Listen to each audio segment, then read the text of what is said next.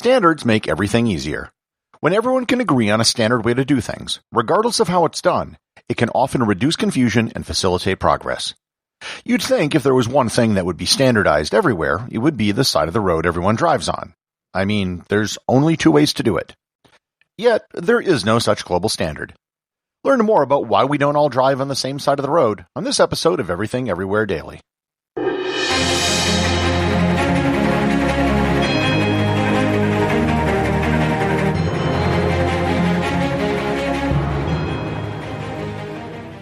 This episode is sponsored by SCOTTeVEST. Let's be honest, 2020 hasn't been a very good year for travel. However, at some point, and I am not predicting when, we will be able to travel again. And when that time comes, you'll want to be ready. SCOTTeVEST jackets and clothing can help you be a better traveler, whether it's going through airport security or just carrying your gear around town. And of course, you don't need to wait to travel to start wearing your SCOTTeVEST gear, because all the extra pockets are useful even if you're at home. You can get 15% off your next order by going to SCOTTeVEST.com and using coupon code EVERYTHINGEVERYWHERE, all one word, at checkout. You'd think that with only two possibilities, setting a standard for what side of the road to drive on would be really easy. Driving isn't like electricity, where you can have any number of voltages and plugs. Yet, the world we live in is divided between countries that drive on the left and countries which drive on the right. Approximately 70% of humanity lives in a right-driving country, and 30% in a left-driving country. Of the 195 countries that are members or observers in the United Nations, 141 drive on the right and 54 drive on the left. The percentage who drive on the left is large enough that there isn't any incentive for them to change. If it were, say, 10% of the population, there might be more pressure to get with the program and get everyone on the same page. But with 30%, that's enough to not bother changing. Most of the left-hand driving countries in the world fall into one or both of two categories. They are islands, or they are former British colonies. Countries like India, Pakistan, Bangladesh, and most of southern Africa are former British colonies where left-hand driving was adopted by the British. Other large left-hand driving countries, such as Indonesia and Japan, are islands that don't have to worry about road connections with their neighbors. So, how did this state of affairs come to pass? Why doesn't everyone drive on the same side of the road? Back before cars, for the most part, there weren't any strict rules for what side of the road you should use. Land transportation usually didn't go very far. The vast majority of transportation was on foot or horseback, and the rules were a lot like the rules on a sidewalk today. You might walk on the right or the left depending on what everyone else is doing at the moment, and you just want to make sure not to bump into anyone else. Going to the right or the left was usually left to local custom, and there might have been different rules for different roads between towns. When you research this topic, you'll find many stories about why right or left side traditions developed, and most of them might have some truth, but the reality is there's scant hard evidence to prove any of these theories as to why people use one side or the other. Most of the theories are based on the fact that most people are right-handed. 90% of the population is right-handed, and back in the day, left-handers were often forced to do things right-handed, so de facto, everyone was sort of right-handed. In ancient Rome, the custom was to ride on the left. The theory is that if you're on a horse, you'd want to have your right hand free and closest to the person passing you in the event that you needed to use your sword. Likewise, if you had a wagon, you'd hold the reins with your left hand, so your sword hand was free, and you could also use your right hand for a whip. Also, right-handed people tend to find it easier to mount a horse from the left. It's most likely that the British tradition of driving on the left is a legacy from its time as a Roman province. The earliest mentions of the side of the road people should stay on date from the 17th and 18th centuries, from laws dealing with crossing bridges in London. The laws indicated that people should keep to the left, but the fact that such laws were necessary, and the fact that they only specified bridges, meant that staying to the left wasn't necessarily universal in England at the time. So if the Romans were on the left, and Britain was a Roman province and they're on the left, then why does the rest of Europe drive on the right? Rome had a far larger impact on continental Europe than it did in Britain. Here it's hard to tell because what side of the road you drove a wagon on wasn't something that most people bothered to write about.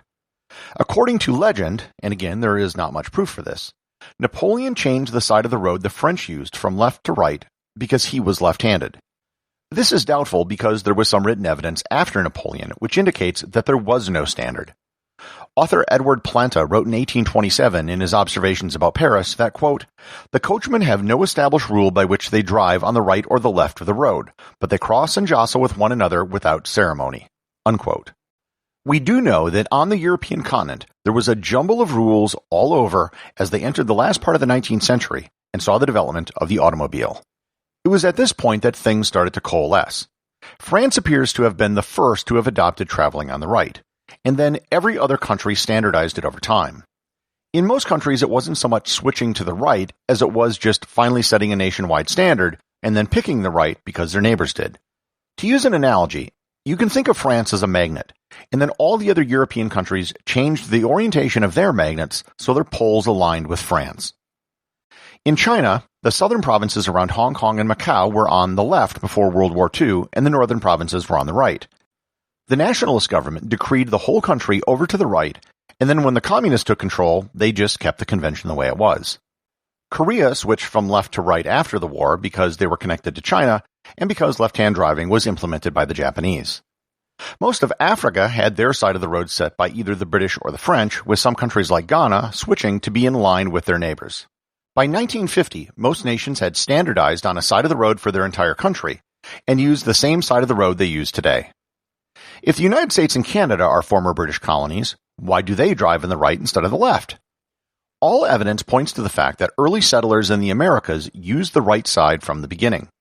Some of this is attributed to the fact that the weapon being used by wagon drivers at the time was a gun, not a sword. If you held a musket in your right hand, you would rest it on your left arm, and that is the direction you'd ideally want to point it. Moreover, there was also a great deal of resistance to adopting European customs in the Americas. As such, early American wagons were designed to be driven on the right. The first law in the United States mandating which side of the road you had to use was in Pennsylvania in 1792 when they built a turnpike between Lancaster and Philadelphia. In 1804, the state of New York decreed using the right side of the road for the entire state. By the time of the Civil War, using the right side of the road was the custom or the law everywhere in the United States. There were some places in Canada that actually used the left, but eventually they too adopted to the right because of the United States. There's really no intrinsic benefit to using the right or the left side of the road. Ultimately, it's pretty arbitrary. However, once you pick a side, it's very difficult to switch. However, it has been done. In 1967, Sweden switched from driving on the left to driving on the right. Switching the side of the road an entire country drives on isn't something that can be phased in gradually. It has to be done all at once. The day it happened in Sweden was on September 3, 1967, a day which was known in Swedish as Högentrafik Homläggningen. My apologies to any Swedes who might be listening. Translated, it means the right-hand drive diversion.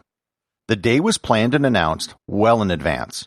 All of Sweden's neighbors drove on the right, and 90% of the cars had steering wheels on the left, as people do in right-hand driving countries. On September 3rd, all non-essential traffic in the country was banned. At 4:50 a.m., everyone on the road was required to pull over, and then at 5 a.m., they could resume on the other side of the road. It was a huge undertaking that required changing most of the road signs, bus stops, and a giant marketing campaign. Iceland underwent a similar process in 1968. The most recent country to do this was Samoa, which went from the right to the left in 2009 to be more in line with Australia and New Zealand. One thing which I've barely touched on is cars.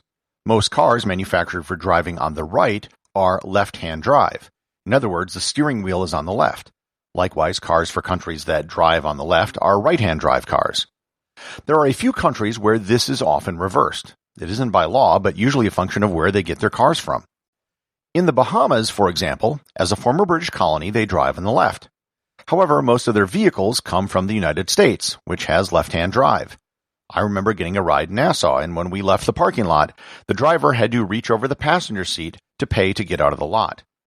The U.S. Virgin Islands is similar in that they are the only part of the United States to drive on the left, but most of their cars come from the U.S. and have left-hand drive. Likewise, in the Pacific, some countries like Micronesia, I've seen just the opposite.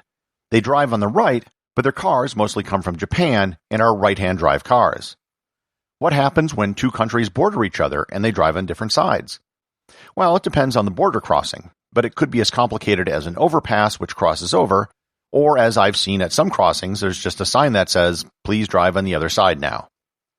For most people, the side of the road you drive on is something that is so ingrained and instinctual that they are terrified at renting a car in a country where they drive on the other side of the road. The first time I did this was in Auckland, New Zealand in 2007. I rented a camper van I had to pick up in the middle of the city. I remember clutching both hands on the steering wheel, turning off the radio, and repeating the mantra over and over, stay on the left, stay on the left, stay on the left. Left-hand and right-hand drive cars are not mirror images of each other. The direction you shift gears is exactly the same, but instead of shifting out, you have to shift in. Likewise, I always found myself turning on the windshield wipers whenever I wanted to use the turn signal. Today, I've driven tens of thousands of kilometers on the left, and I consider myself an ambidextrous driver. I don't think so much about right or left so much as orientating myself as the driver with the center of the lane. Now, when I rent a car where they drive on the left, I can quickly go into left side mode without any difficulty. It's too bad there wasn't a more formal international standard body that was developed before the advent of the automobile. Things would have been easy to change back before there were road signs and steering wheels. As it currently stands, however, outside of a few changes, the current system is something we are probably going to be stuck with forever. Executive producer of Everything Everywhere Daily is James Makala. The associate producer is Thor Thompson. Remember to leave a 5-star review to get your review read on the show. They can be left at Apple Podcasts, Podcast Republic, or wherever you listen to the show. Also, you can help support the show over at Patreon.com. Patrons can get merchandise like t-shirts and hoodies, as well as having direct access to provide suggestions for future episodes.